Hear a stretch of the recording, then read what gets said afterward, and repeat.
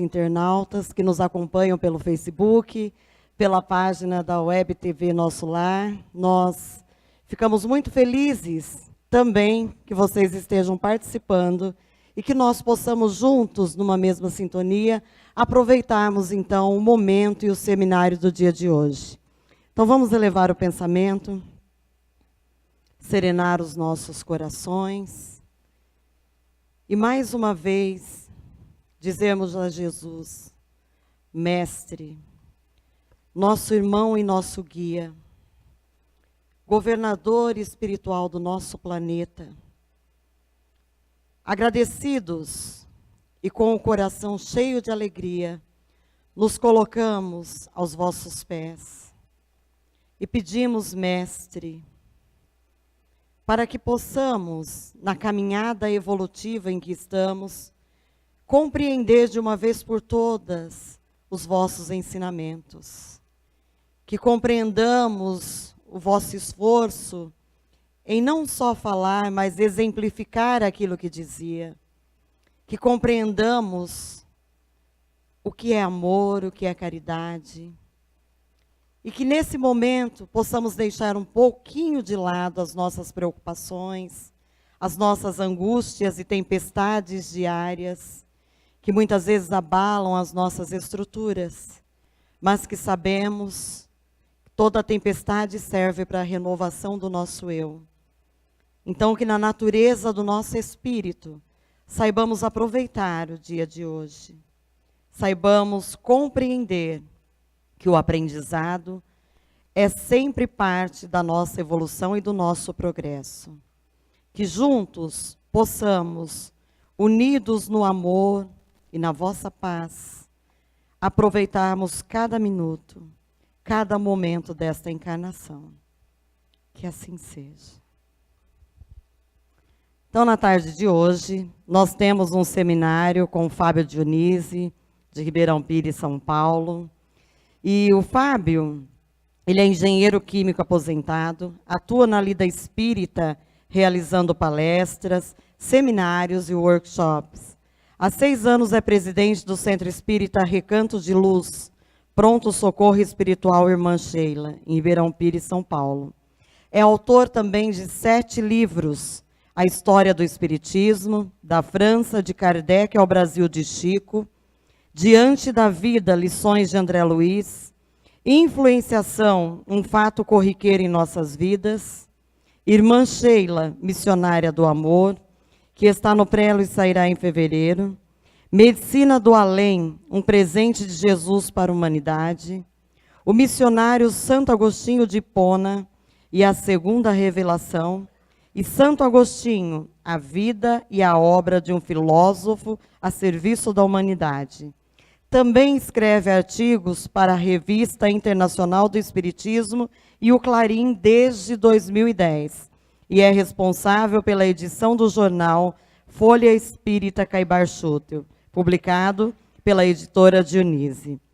Então, nós temos a grata satisfação de receber o Fábio, que já é um pouquinho matonense pelo exercício dentro da doutrina que realiza, ligado à editora Clarim, né? E, de certa forma, ao bandeirante do Espiritismo, nosso grande Caibar Schutel.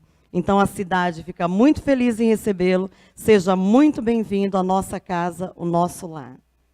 Fábio, sinta-se à vontade. Hoje o Fábio falará sobre Santo Agostinho. Bom, antes de mais nada, eu queria agradecer a gentileza, que é uma característica dessa cidade, né? Confesso que nós ficamos muito gratos e muito contentes, muito felizes com o modo como nós somos recepcionados. E nós estamos realmente ligados a vocês, porque a gente está ligado à mesma cidade espiritual que é a Alvorada Nova. O Recanto e Luz, Pronto Socorro Espiritual Irmã Sheila, trabalha com curas e cirurgias espirituais, através de um médium sensitivo de cura, que é o Edson Barbosa de Souza. Ele é de efeitos físicos, ectoplasmia, e já há 32, quase 33 anos que realiza esse tipo de trabalho. De acordo com a espiritualidade, mais de 800 mil pessoas já foram atendidas através dele. E aonde nós estamos ligados? Estamos ligados ao Hospital de Sheila. E o Hospital de Sheila, que na verdade é conhecido como Casa de Repouso, fica em Alvorada Nova, cujo prefeito, eu gosto da palavra prefeito, né? O prefeito é o Carbar Souza Schutel. Então, dessa forma, nós temos uma ligação. E não é à toa também que aconteceram algumas coincidências, entre aspas, como o nosso jornal se chama Folha Espírita Carbar Schutel, pela simpatia que nós temos, pelo respeito com relação a esse espírito que revolucionou aqui no Brasil o espiritismo, né? A partir de uma cidade que na época era realmente uma coisa muito pequena. E eu faço uma comparação com Santo Agostinho, porque ele fez o mesmo, né, a partir também de uma cidade pequena. Mas eu gostaria de comentar como surgiu tudo isso aqui. Em 2010, eu comecei a receber algumas sugestões de escrever livros e depois fazer palestras com a divulgação. Eu nunca imaginei escrever e muito menos ficar fazendo palestras pelo Brasil a respeito de alguns temas. Foi assim com o primeiro livro, com o segundo, e depois teve uma hora em que veio uma sugestão bem sutil a respeito de Santo Agostinho. Estava recebendo orientações, como eu sou responsável pelo centro, o nosso coordenador é o espírito do Dr. Stephanie Oswald, que trabalha com a Sheila, trabalha com a veneranda irmã Sheila em Alvorada Nova, e ele estava me fazendo as orientações através do médium, me dizendo o que nós precisávamos fazer no centro, a constituição deles. Só que, de repente, ele vira para mim, olha para mim e fala assim: faz muito tempo que ninguém escreve sobre Santo Agostinho no Brasil. Terminou a frase, virou e continuou as orientações, né? Ele gosta de fazer isso, ele nunca pede nada, ele simplesmente joga no ar. E eu fiquei curioso da frase, já conhecendo como é que é o estilo, né, desse homem, que é um verdadeiro sábio, por sinal era conhecido como sábio, quando ele estava encarnado aqui no Brasil, no século passado, junto à equipe de Carlos Chagas. Ele trabalhava com Carlos Chagas.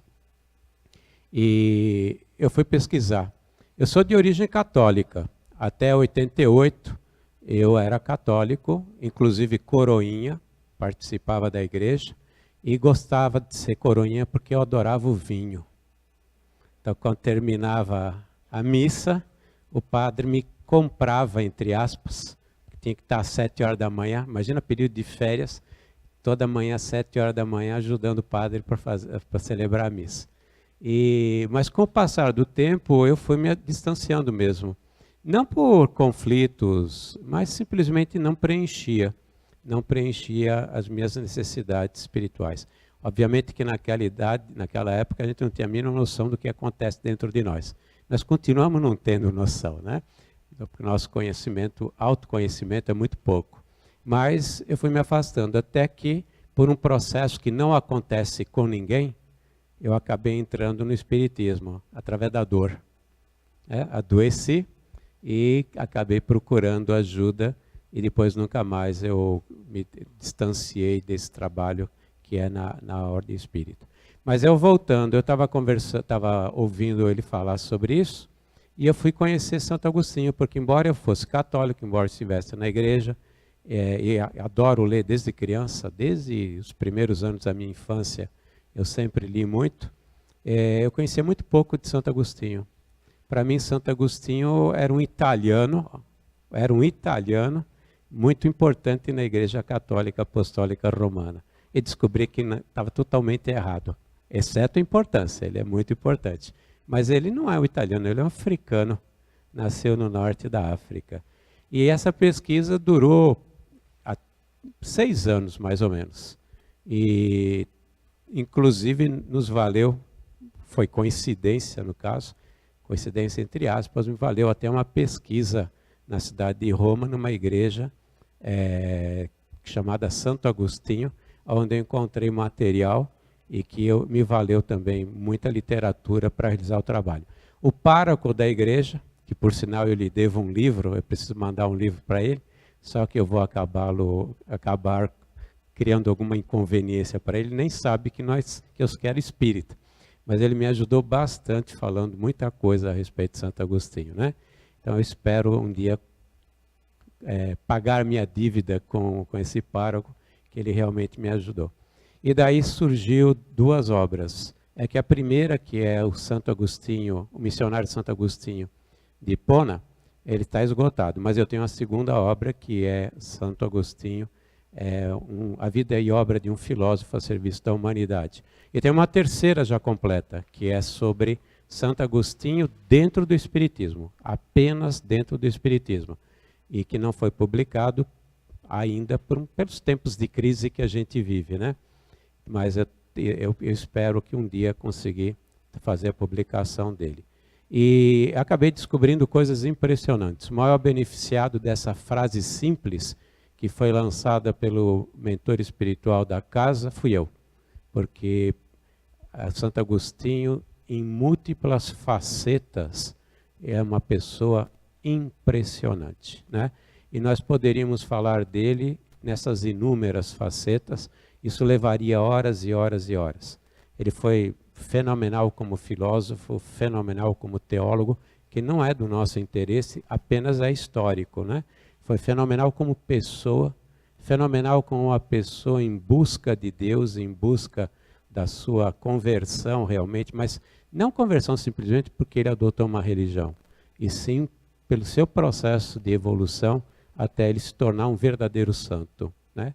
E por todas as coisas que ele realizou ao longo da sua vida, que foi relativamente longa, 75 anos. E é sobre isso que eu vou falar um pouco de tudo isso.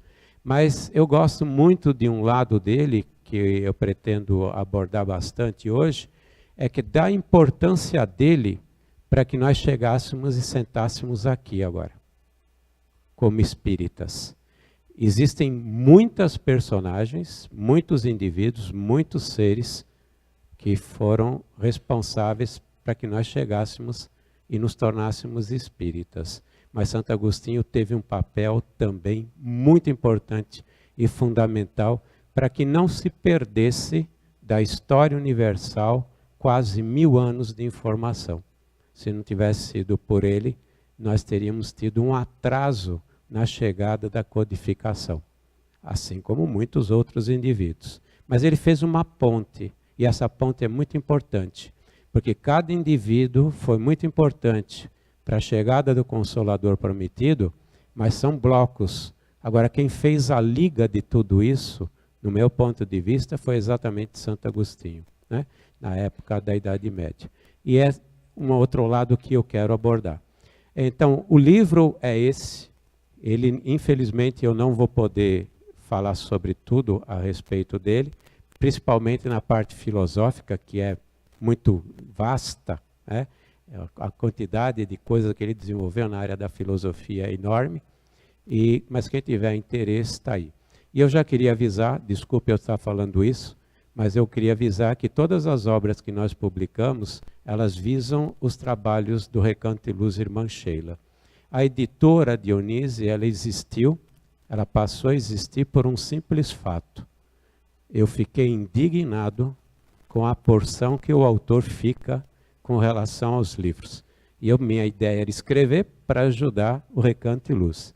E na minha ingênua concepção, eu falei, eu vou montar uma editora, né? Porque aí eu vou ficar com grosso. Aí descobri que não era a editora que ficava com grosso, ao contrário, ela fica com as migalhas também, né? Mas infelizmente já estava feito. E eu confesso que, não por uma questão de perseverança, mas por uma questão de teimosia, eu sigo em frente, né? Eu quero realmente seguir em frente e pelo menos ajudar na divulgação espírita. E o Carbar, para mim, foi um exemplo. Eu vou levar muitos milhares de anos para chegar no nível do Carbar Schutt, eu tenho certeza disso, mas a gente pode usar exemplos, né?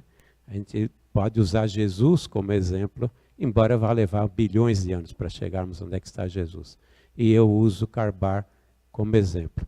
E o motivo pela qual o jornal chama-se Folha Espírita Carbar Schutt é exatamente uma singela homenagem a ele, por ser, para mim, um exemplo com relação ao modo como eu procuro nortear a minha vida. Embora eu volte a frisar, vai levar milhares de anos para eu chegar à estatura desse homem que foi o nosso bandeirante, nosso apóstolo, né, o nosso bandeirante do Espiritismo. Então, com relação a Santo Agostinho, acho que está aqui, né? Isso.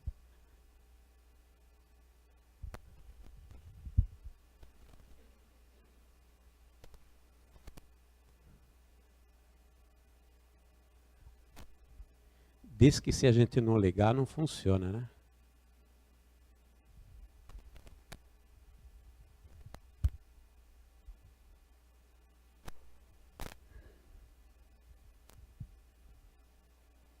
Faz aqui. Por que Santo Agostinho, né? E eu expliquei por quê, eu dei alguns motivos do porquê, é que desmontou, desculpe. Eu dei alguns motivos. Eu acho que nunca existem coincidências, aliás, eu acho não, eu tenho certeza que não existem coincidências na vida.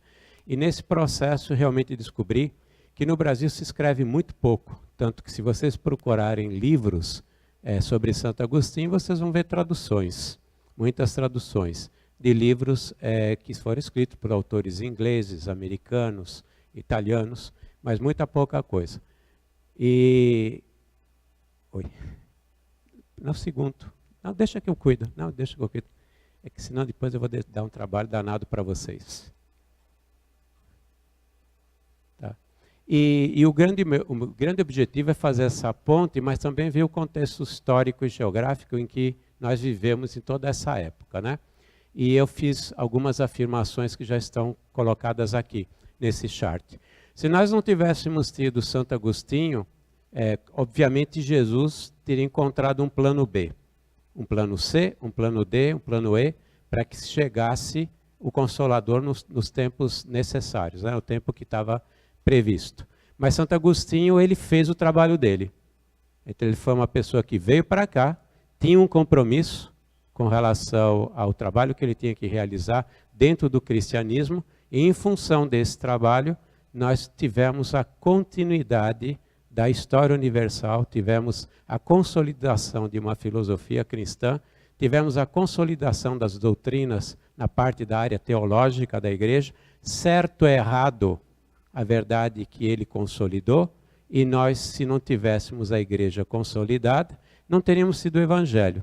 Eu ouvi isso ontem na oração, no Centro Espírita, o agradecimento aliás, isso foi de manhã, lá em Diadema, o diretor do Centro Espírita, que eu estava fazendo palestra, agradecer à Igreja Católica por ter trazido, bem ou mal, os evangelhos.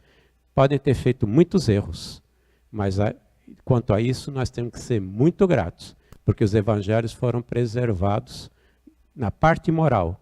Na parte moral foram preservados até o dia de hoje, né? E o Santo Agostinho, ele consolidando tudo isso e consolidando a filosofia, ele permitiu que, a partir do momento que a Idade Média se constituiu, que foi na realidade a grande noite na humanidade terrestre, em que se perdeu a parte da filosofia, se perdeu tudo, tudo foi soterrado, a única coisa que sobrou foi o que ele fez.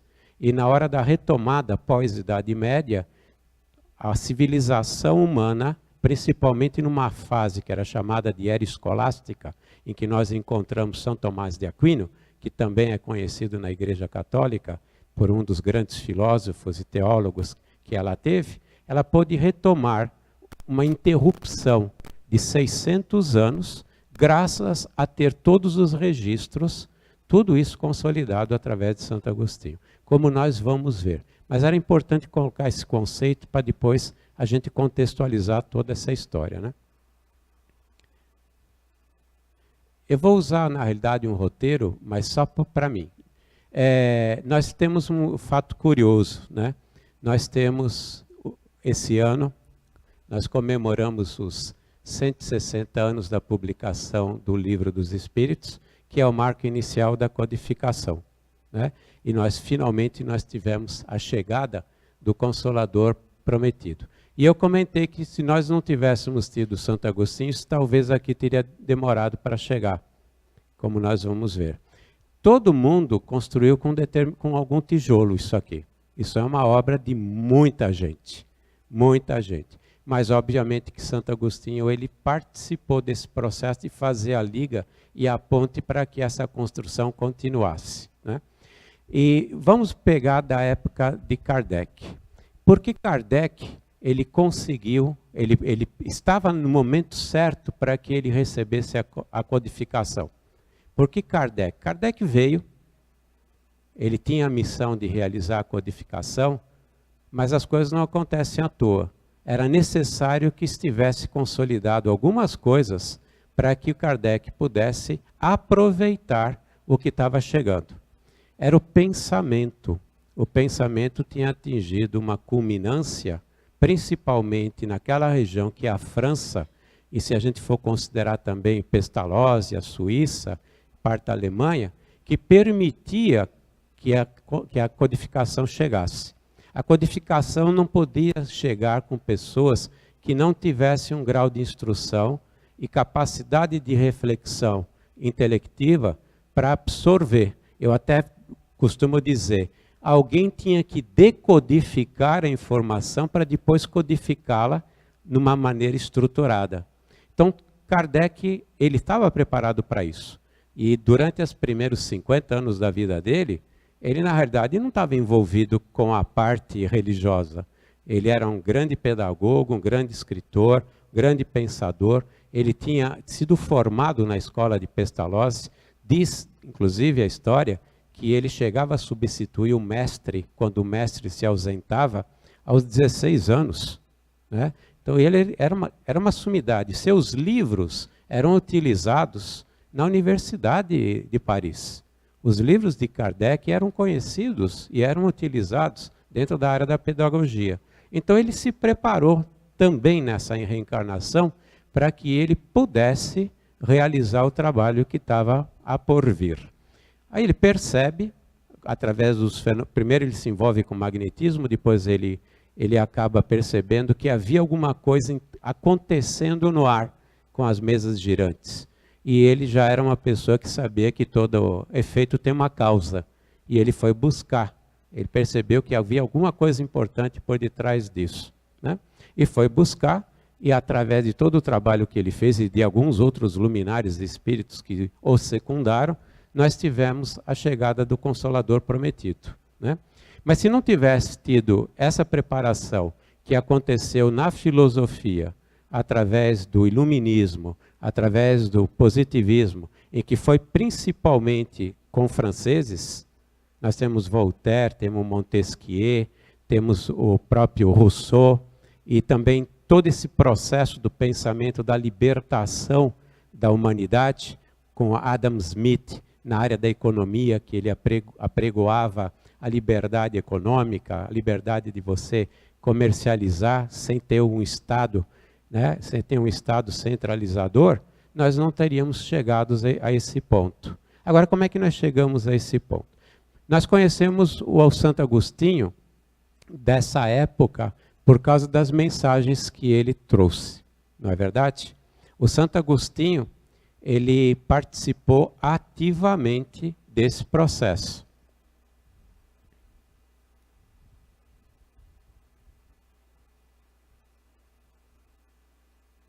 O Santo Agostinho, conhecido na lida espírita. Nós encontramos a seguinte frase de Erasto, no discípulo de São Paulo. Santo Agostinho é um dos maiores vulgarizadores do espiritismo, manifesta-se quase por toda parte e pertence ele à vigorosa falange dos pais da igreja, né? Aos quais deve a cristandade seus mais sólidos esteios. Isso é Erasto, que é um discípulo de São Paulo. Eu estava comentando hoje que os grandes espíritos, eles falam com 4 palavras e você consegue escrever um livro a respeito. Olha quanta coisa foi escrita nessa frase. Ele diz o seguinte: manifesta-se quase por toda parte. Nós sabemos que existem 36 mensagens de Santo Agostinho no Pentateuco Kardeciano e nas revistas espíritas que foram escritas por Allan Kardec. Algumas em conjunto, Prolegômenos, ele está lá com o Espírito de Verdade, com Sócrates, com Platão, mas ele está lá. faz parte desse processo. Depois tem algumas, 2 ou 3, que são com São Luís. Né? Então ele não escreveu só, mas ele escreveu com outras pessoas. Mas foram 36 vezes em que está registrado o nome dele na codificação. Porém, por essa frase, nós sabemos que ele se manifestou muito mais vezes. É que Kardec registrou apenas 36. E por a frase anterior, um dos maiores vulgarizadores da doutrina do Espiritismo. Tanto é verdade que, se a gente lembrar de uma passagem que está no Evangelho, em que ele fala na Argélia, numa associação de estudos espíritos argelina, chamada na cidade de Constantina, nós encontramos que ele também esteve fora da França, em outros países, fazendo a divulgação naquela época. E ele, quando assina junto com o Espírito de Verdade, o Prolegômenos, ele está, na realidade, incluído, a nossa conclusão direta é que ele é incluído na equipe, na falange Espírito de Verdade. Então, como Santo Agostinho, estando incluído na equipe de Espírito de Verdade, não é pouca coisa.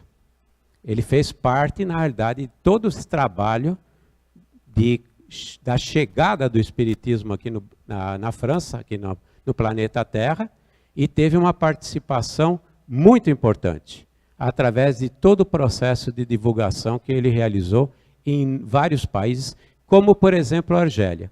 Curiosamente, eu vou fazer uma digressão aqui, ele fez essa comunicação num centro espírita na Argélia, curiosamente, perto da cidade onde ele reencarnou e que ele viria a ser conhecido como Santo Agostinho, Aurélio Agostinho,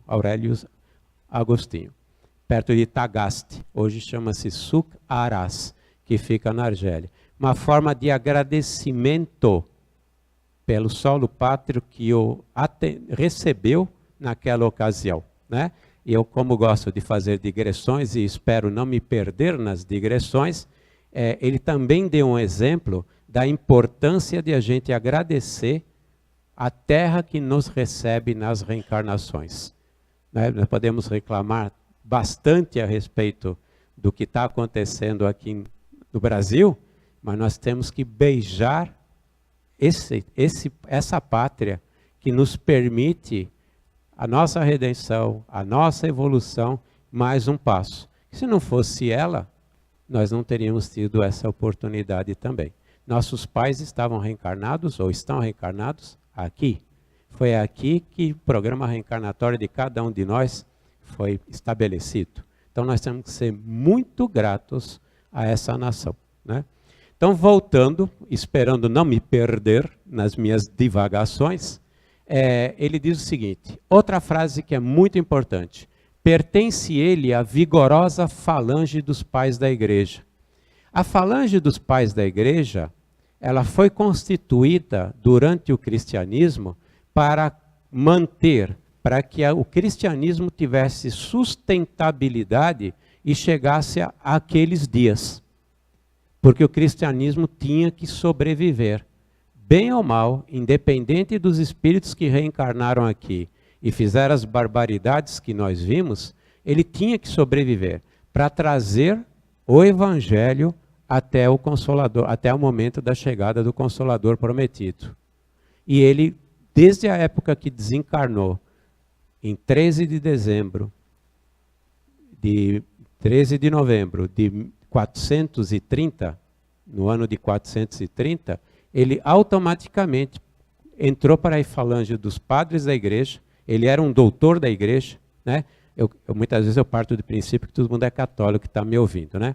Pai da igreja são aqueles que foram considerados pelo clero como pessoas que ajudaram a igreja com serviços prestados importantes. E os doutores da igreja são aqueles que um papa ou um concílio, eu estou a fim de quebrar esse negócio, que um concílio estabeleceu como alguém que realmente fez a diferença no cristianismo. São pouquíssimos doutores da igreja. São 4 no mundo ocidental, na igreja ocidental, e na igreja ortodoxa de Bizâncio, bizantina, são 5 ou 6. Então nós não temos nem 10 doutores da igreja que são considerados pilares do cristianismo. E Santo Agostinho era um deles. Então essa falange, na realidade, são desses doutores, desses padres da igreja, que tiveram a incumbência recebida por Jesus, o nosso Senhor Jesus Cristo. Ele estabeleceu que alguém tinha que tomar conta. Assim como nós temos a falange de Maria, a falange do Dr. Bezerra de Menezes, né? A falange de Ismael, vários falanges que têm as missões, cada um tem suas missões. A missão da falange dos padres da igreja era dar sustentabilidade para que o cristianismo, a partir do século IV, a partir do século V, chegasse até os dias de hoje. Mais uma vez demonstrando que nós não estamos falando com um espírito qualquer. Nós estamos falando com um missionário. Estamos falando com alguém que teve uma importância muito grande para o cristianismo não despencar. E depois vocês vão entender por que eu falo tanto em sustentabilidade do cristianismo.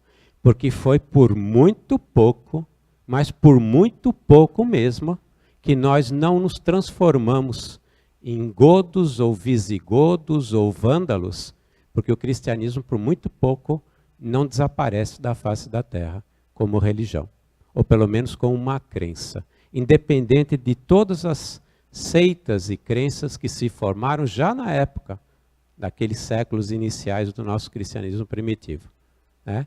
E um dos motivos é exatamente o trabalho que os doutores da igreja fizeram para que isso tivesse sustentabilidade.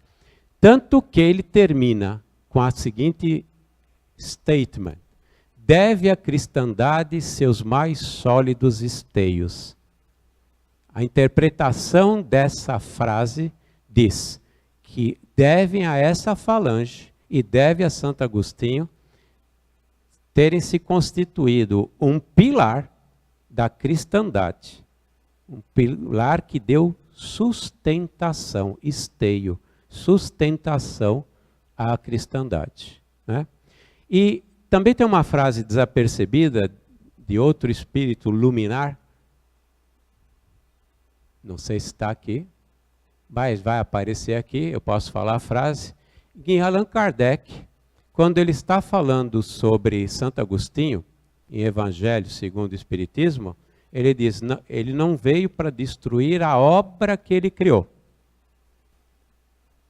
que ele edificou. Ele fala, obra que edificou. Eu preciso achar essa frase. Por mais que eu lembre, eu vou estragar. E eu quero chamar essa frase. Está aqui. Dar-se-á venha Santo Agostinho demolir o que edificou? Ele não falou em obra que ele ajudou a construir, obra que ele participou, a obra que ele edificou. Como foi ele que fez e constituiu a filosofia cristã, e toda a filosofia cristã deve a ele, somente a ele, a sua existência,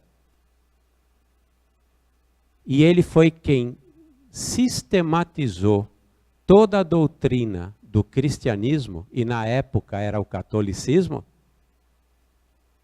Na realidade, isso é uma obra dele. Ele pode ter tido muitos participantes, mas alguém botou no papel e racionalizou e pensou, refletiu e fez a ligação toda. Vou dar um exemplo. Embora tenha sido um engano por parte dele. A Santíssima Trindade. Todo mundo já ouviu falar do dogma da Santíssima Trindade? Deus Trino, Pai, Filho e Espírito Santo. Isso já é antes de Santo Agostinho.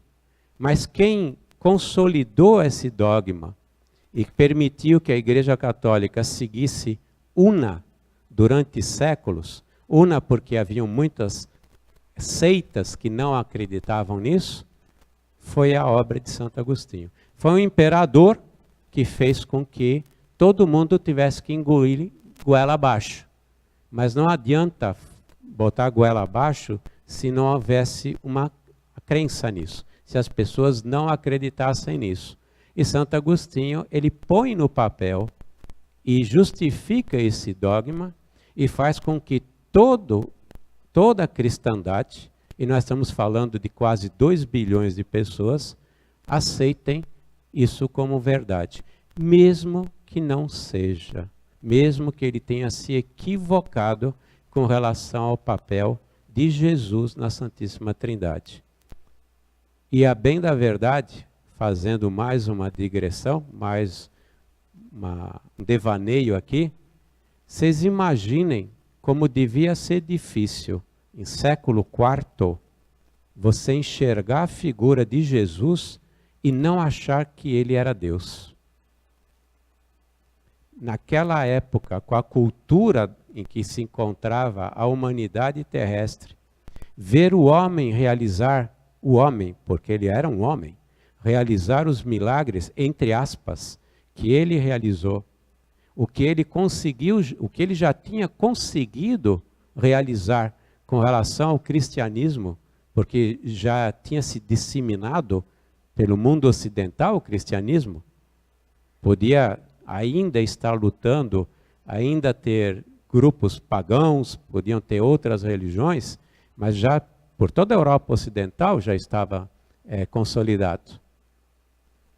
Era difícil para nós que não tínhamos cultura, ignorantes, ainda amantes daquilo que é miraculoso, daquilo que chama a nossa atenção pelo fenômeno, não acreditar que Jesus fosse realmente parte de Deus.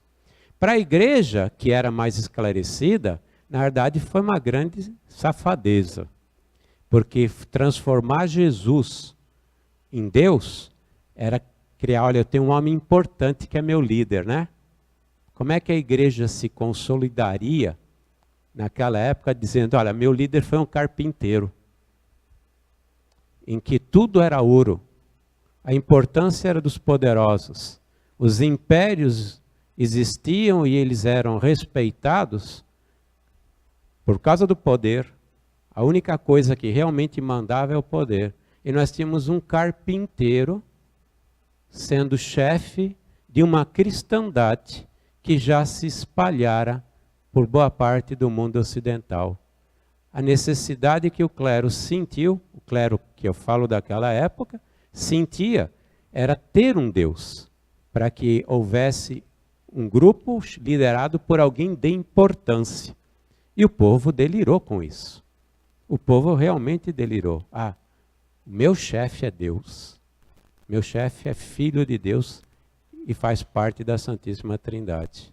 Então, por esse motivo, é que foi fácil entender por que a população e por que muitos pensadores passaram realmente a defender a Santíssima Trindade. Santo Agostinho, por bons motivos, porque ele não se interessava pelo poder. Ele nunca fez absolutamente nada para ter poder ou riqueza. Ao contrário, ele deu toda a sua riqueza, não era muita, mas tudo que ele tinha ele deu aos pobres, vivia de maneira humilde, mesmo tendo se tornado bispo de Hipona, e o grande objetivo dele era a sua salvação, ele viver com Deus, e que os outros passassem também a usufruir dessa graça que é estar com Deus dentro de si. Que foi uma das grandes lutas de Santo Agostinho a vida toda. Então ele tinha o interesse da salvação das pessoas que faziam parte da sua paróquia, da sua região. Ele tinha, na verdade, uma intenção muito boa. Muitos do clero não tinham essa intenção. Tinham intenção, na realidade, declarada do domínio das consciências, do domínio temporal, né? Então isso se entende. Santo Agostinho escreveu um livro chamado Trindade, que tem na tradução portuguesa do Brasil, né? Eu ainda gosto de chamar de português, mas já devíamos chamar de brasileiro, né? As professoras, por favor, não me xinguem agora, tá? Tá certo? Se vocês ouvirem o português falando, vocês vão ver que tem uma diferença substancial entre o nosso português e o português deles. E de Angola, mais ainda, né? Mas voltando aqui, já consegui o primeiro choque vibracional aqui. Já fui acertado aqui. Alguém não gostou da frase, né? Eu vou criar um escudo agora magnético aqui para me proteger contra energias. Voltando. Então, dá para entender. E ele tem esse livro com 700 páginas escritas com reflexões a respeito disso. Então, ele teve um papel importante na consolidação. Por isso que ele edificou. E ele não iria demolir boa parte do que fez, porque boa parte do que fez tinha um objetivo apenas moral. Alguém destruiu o que Jesus deixou escrito, falado. Escrito ele não escreveu nada. Do que ele falou? Nada. A própria codificação, o que foi mudado de toda a moral que Jesus deixou? Nada. Não teve um tio, uma vírgula que foi alterado do ensinamento moral que Jesus nos deixou. E Santo Agostinho fez a mesma coisa. Então ele edificou uma obra, pelo menos na área moral, perfeita, baseada nos preceitos que o nosso Senhor Jesus Cristo deixou. A única coisa que ele teve posteriormente que admitir é que algumas crenças dele não estavam corretas. Quando ele voltou ao mundo espiritual, como diz aqui. Na terra apreciava as coisas de acordo com os conhecimentos que possuía. Era o que ele possuía, né? Agora pode ele, sobre alguns pontos, pensar de um modo diverso que pensava quando vivo, ou seja, quando ele retorna ao mundo espiritual. E a grande frase, três palavras que eu também quero citar, é que Kardec, ele denomina Santo Agostinho como o apóstolo do cristianismo. Mais uma vez demonstrando o papel e a importância que ele teve no cristianismo para que ele chegasse até os dias de hoje. E para que o cristianismo fosse a base que deu esteio ao pensamento filosófico no século XVII, século XVIII, século XIX e depois, para que nós tivéssemos a chegada do Consolador prometido. Então não foi pouca coisa. Mas para se perceber esse papel, nós temos que entender contextos. Mas antes de ir para esse contexto histórico-geográfico, para nós percebermos o papel que Santo Agostinho teve, nós precisamos ainda falar um pouquinho sobre ele durante essa fase. Porque o Kardec ele diz, que ele teve que mudar alguns pensamentos deles, alguns conceitos. Mas até que ponto ele realmente mudou? Até que ponto ele teve que fazer mudanças no seu pensamento? Eu vou voltar. Tá? Então, com certeza, Santo Agostinho teve que mudar conceitos. Mas até que ponto isso realmente aconteceu sobre ponto de vista preceitos espíritas? Né? Eu queria saber dos horários, porque eu não percebi a hora que começou. Oi? 15:04, perfeito. Quando Santo Agostinho nasceu, reencarnou, ele reencarnou no ano de 354, numa pequena cidade no norte da África, chamada Tagaste. Tagaste é uma cidade hoje ainda muito pequena, que está na Argélia. Na época era o reino da Numídia, não existe mais esse reino, hoje é Argélia, pertence à área da Argélia, e essa cidade ficava muito próximo de Cartago, assim uns 200 quilômetros de Cartago. Cartago foi conhecida, para quem estudou história e ainda lembra da história nossa da escola, Cartago teve as 3 grandes guerras púnicas com Roma, né? Foi um adversário do Império Romano. Os romanos, para variar, venceram. Para variar, venceram e acabaram tomando toda essa região, né? Então, Tagaste era uma pequena cidade, realmente muito pequena. E ele nasce no ano 354. Boa parte da sua vida, 70 anos a 71 anos, ele vai viver próximo dessa região, entre Tagaste e uma outra cidade próxima, que fica a 100 quilômetros, que chama-se Hippo-Regios, que é Hipona. Eu falo Hippo-Regios porque tem duas, mas essa é o que nós conhecemos como Hipona. Aonde nós teremos ele se transformando como bispo de Hipona. E ele desencarna como bispo daquela região chamada Hipona. Nessa época de 354, toda a parte da humanidade ocidental, ela era regida por duas grandes influências. A sua cultura, o seu pensamento, ele era regido por dois grandes pilares, por duas grandes coisas. A primeira era o cristianismo, que já estava se consolidando, que já se espalhara pelo mundo ocidental, e no ano 354 ele já era aceito pelo Império Romano.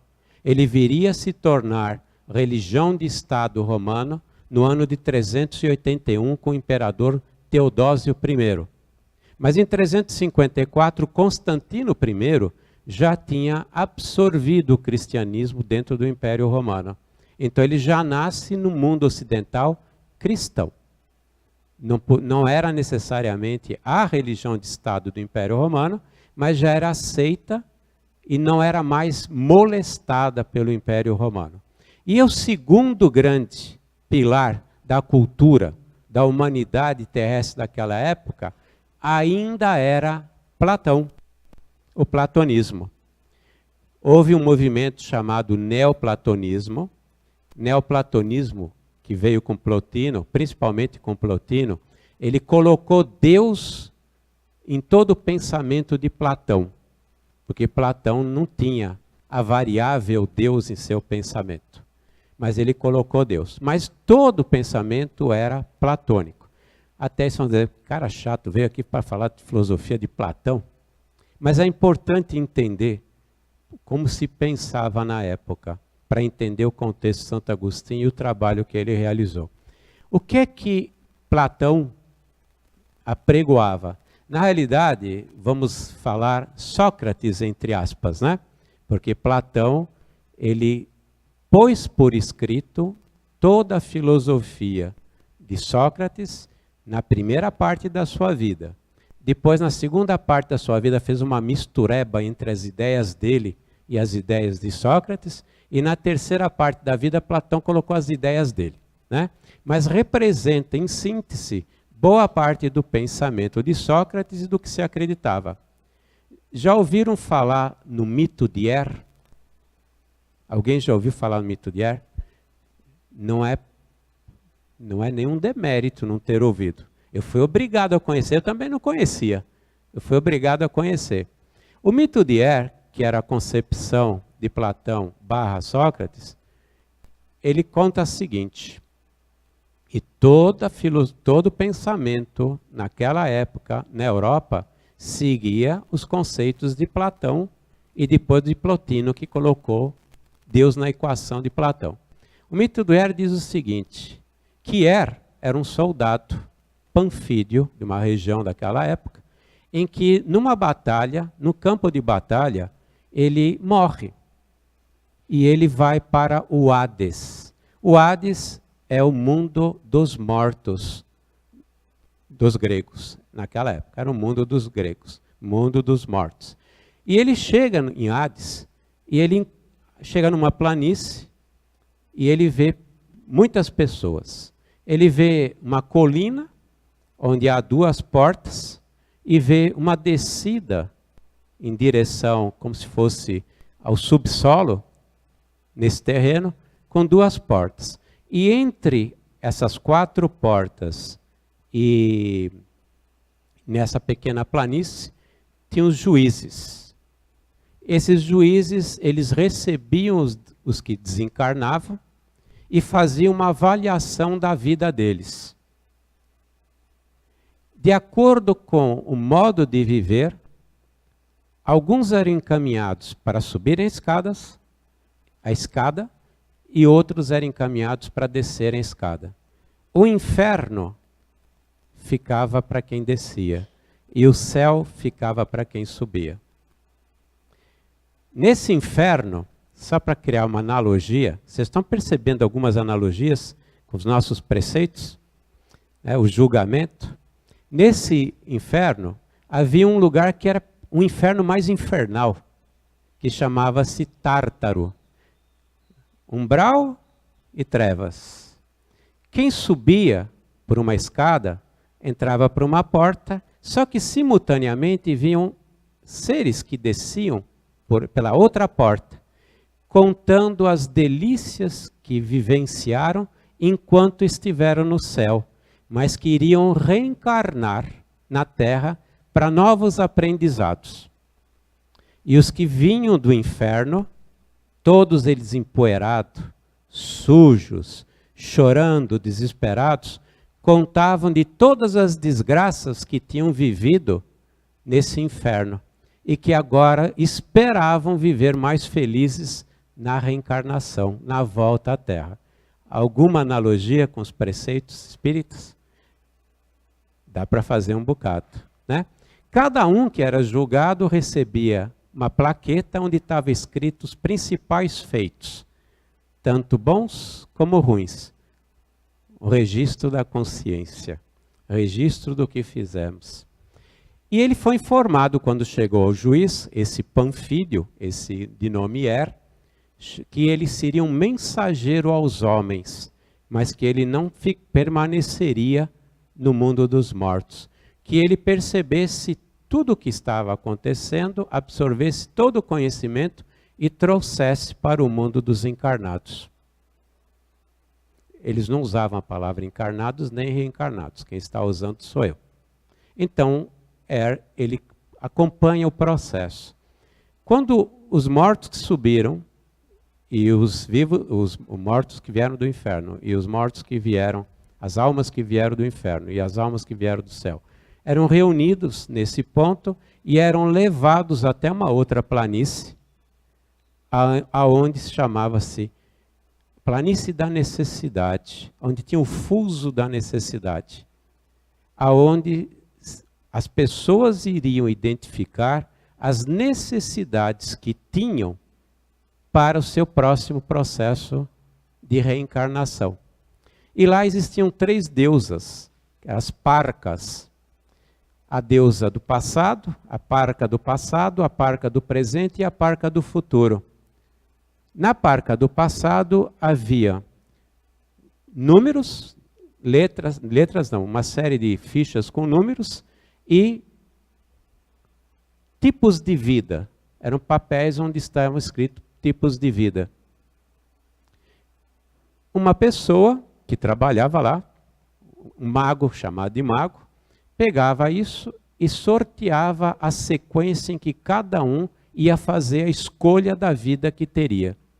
E já avisava que cada um teria um gênio que o ajudaria durante seu processo reencarnatório, mas que eles não teriam direito de escolher, e que seria designado por uma das deusas que gênio cada um de nós teria. Ninguém escolheu o anjo da guarda, não é verdade? Mas nós temos o anjo da guarda. A programação reencarnatória não é feita de acordo com as necessidades?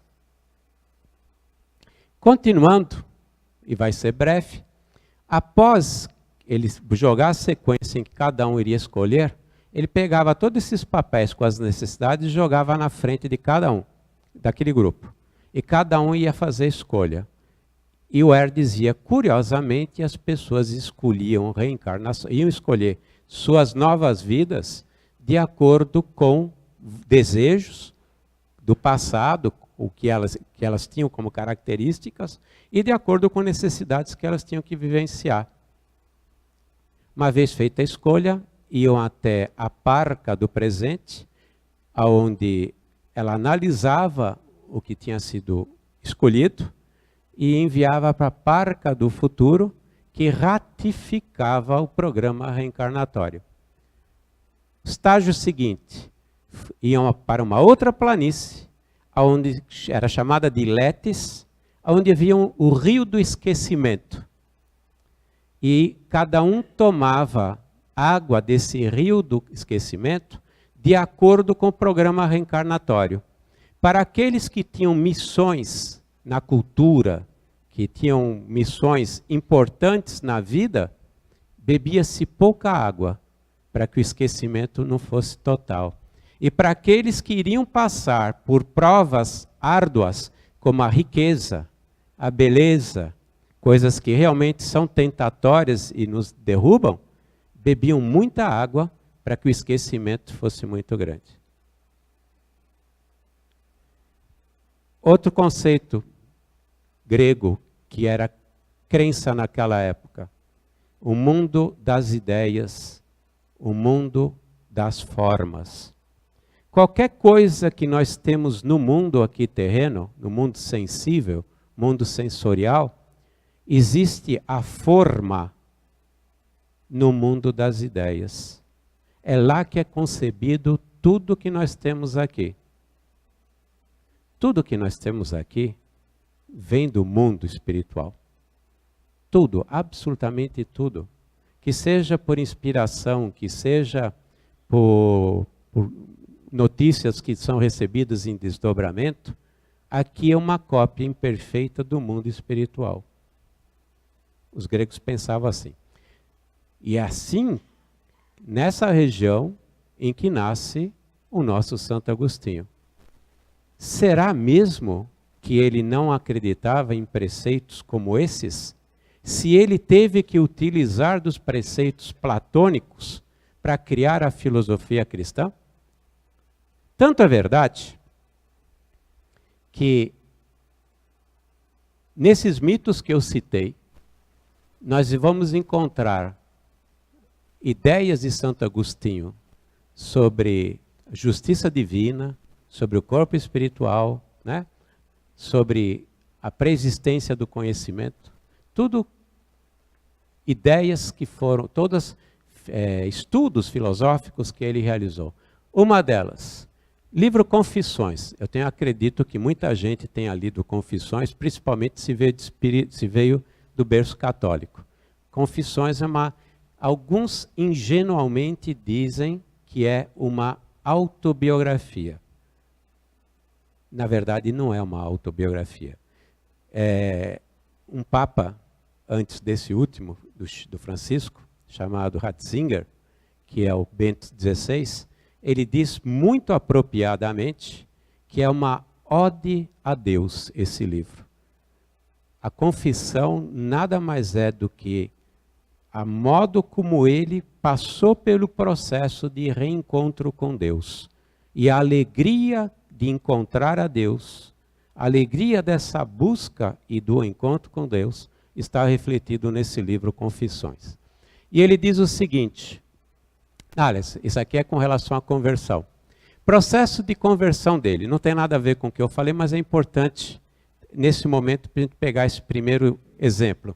Porque ele vai falar sobre a existência, ele vai, na realidade, indicar sobre a existência de espíritos que conversam. Santo Agostinho passou por um processo muito complicado até ele se reencontrar com Deus. E que eu vou falar, principalmente na segunda parte, né? Daqui a pouquinho eu vou interromper. Tem um momento na vida dele, nesse processo de que ele está se tornando cada vez mais insatisfeito com ele mesmo, porque Santo Agostinho, ele foi porreta. O que ele aprontou, a maioria aqui não faria um terço. Santo Agostinho, 6 anos de idade, começa o estudo, e ele era um inferno para os professores. Provavelmente por ser muito inteligente, ele não gostava de estudar. Faltava às aulas, atrapalhava as aulas, apanhava em casa, apanhava da mãe, Mônica, porque ele era um péssimo estudante e não gostava. E já gostava de se divertir com jogos de azar na rua. Tanto que ele roubava, como ele era muito pequeno, a gente fala em bullying hoje, né? Mas naquela época, como ele era muito pequeno, não deixavam ele jogar os moleques mais velhos, não deixavam ele jogar. O que ele fazia? Ele subornava. Roubava objetos em casa e subornava os colegas para ele poder jogar. Então ele já roubava objeto a partir dos 6 anos de idade para poder jogar os joguinhos de azar. Uma das suas predileções era roubar. Tanto que há uma passagem em Confissões em que ele diz que ele adorava roubar as peras das árvores de um vizinho. Não porque fossem boas, que as dele eram muito melhor, mas pelo simples e puro prazer de roubar. Roubava, fugia e jogava fora. Nem as comia. Essa parte, eu não sei se tem advogados aqui. Tem advogados aqui? Tem alguém formado em advocacia? Não precisa ter medo, eu não vou fazer nenhuma pergunta complicada. Quando na advocacia se estuda a história do direito, nos livros se encontra Santo Agostinho. Porque uma das maneiras que se justifica que o direito quer entender é por que a pessoa rouba. Por que a pessoa comete um crime? E nas vertentes, mas um dos motivos que se justifica o gosto pelo roubo está em Santo Agostinho. Pelo prazer de se cometer o erro. Ele diz, eu roubo as peras não porque eu gostasse, mas pelo simples prazer. Então, na história do direito, no Reale, a gente encontra Santo Agostinho. No Reale, que foi um escritor de direito. Né? Eu não sou advogado. E paro aqui, não me faça nenhuma pergunta, tá? Não quero mais nenhuma pergunta. Certo? E nesse processo depois, ele continuou, ele era muito inteligente, ele começou a estudar, foi crescendo, começou a estudar retórica. Porque na época era muito comum, aliás, desde a época de Cícero, desde a época dos romanos, dos gregos, se estudava eloquência e retórica. Né? E ele dizia, eu amava a retórica pelo prazer de vencer as contendas, dele poder vencer, por exemplo, no tribunal. São casos famosos de que ele pegava pessoas culpadas e que ele defendia essas pessoas culpadas pelo prazer de vencer. Só pelo prazer de ele libertar a pessoa. Que depois ele se arrepende, porque muitas pessoas realmente tinham cometido os crimes. Mas ele tinha o prazer, a vaidade da inteligência, a vaidade da capacidade de falar. E também porque queria enriquecer. Tanto que ele montou 2 ou 3 escolas. Faliu em todas elas. Mas ele montou 2 ou 3 escolas, inclusive uma em Roma, na pequena passagem que ele teve em Roma. E ele foi para esse lado. Aos 16 anos, o pai já tinha desencarnado, mas ele tinha um parente que o ajudava, todos eles sempre têm um parente que ajuda, né? Que era romaniano, e envia para Cartago para ele completar os estudos. Aos 16 ele chega em Cartago, primeira coisa que ele faz, ele encontra uma concubina e se consorcia com essa concubina. Não há nome para essa mulher, ele amou essa mulher. Aos 17 tem um filho com ela, a Deodato. Aí fez um perjúrio. Você sabe o que significa Deodato? Enviado por Deus. Eles aprontam e depois quem enviou foi Deus. Né? Ainda coloca o nome do filho a Deodato. Olha, 17 anos de idade. E continua dessa forma. Monta escolas, ganha dinheiro, se mete em muitas coisas, porque ele e não era só a única mulher que ele tinha, porque ele também dava seus pulinhos, né? Mas ele tem uma crise interior dele. Ele já está contaminado por esse dualismo dentro dele, que é a luta entre o bem e o mal. Ele já tinha sido catequizado pela mãe desde criança. Ele não ouvia, assim, não seguia. Mas a mãe, desde criança, falava sobre Jesus, sobre os evangelhos. E continuou tendo uma série de exposições com a Boa Nova, embora ele não seguisse, embora ele não fosse cristão, embora ele fosse pagão. E só para o processo de batismo de Santo Agostinho, durou 17 anos. Você imaginou fazer cursinho para batismo durante 17 anos? Né? Ele foi durante catecúmeno durante uns 17 anos. Só que essa crise interior dele já existia faz tempo. E foi aumentando, à medida que ele amadurecia, à medida que ele tinha experiências na vida, isso chegou a um ponto em que ele estava no auge do desespero. Ele percebia o mal que ele realizava não entendia por que Deus permitia que isso acontecesse, se ele era Deus. Se Deus é Deus, por que ele permite o mal? Né? Até a doutrina chegar, isso foi uma das grandes dúvidas que a humanidade sempre teve. Todos os filósofos tiveram que abordar esse assunto. Por que da existência do mal? Né? Inclusive, muita gente negou a Deus pela existência do mal. Muitos ateus ainda hoje dizem que Deus não existe porque se existisse não existiria o mal, porque desconhece a doutrina. Porque se conhecesse a doutrina e aceitasse, entenderiam a história do livre-arbítrio, uma porção de coisas. Mas chega um momento em que o homem está no auge, está aos 31 para 32 anos de idade. Não aguenta mais ele perceber toda a sujeira que está dentro dele, não conseguir vencer essa sujeira. Já teve um contato grande com Santo Ambrósio, que foi uma pessoa que muito mexeu com a cabeça dele, e está em Milão. Chegou em Milão, chegou o mais longe possível para tentar seus objetivos, e nessa busca, numa tarde, está em casa, no jardim da sua casa, ele está lendo as epístolas de Paulo. Já se interessa por Paulo. Mas vem a crise. Ele se coloca em joelhos e começa a chorar desesperadamente, pedindo ajuda a Deus. Não é Clarencio que aparece, não. Não é que nem aconteceu com o nosso lar, com André Luiz. Provavelmente Jesus, através dos seus mensageiros, manda um espírito que na voz de uma criança invisível diz: toma e lê. Ele procura e não vê ninguém. E a criança volta e fala: tome e lê. Ele sai à rua, procura e não tem ninguém.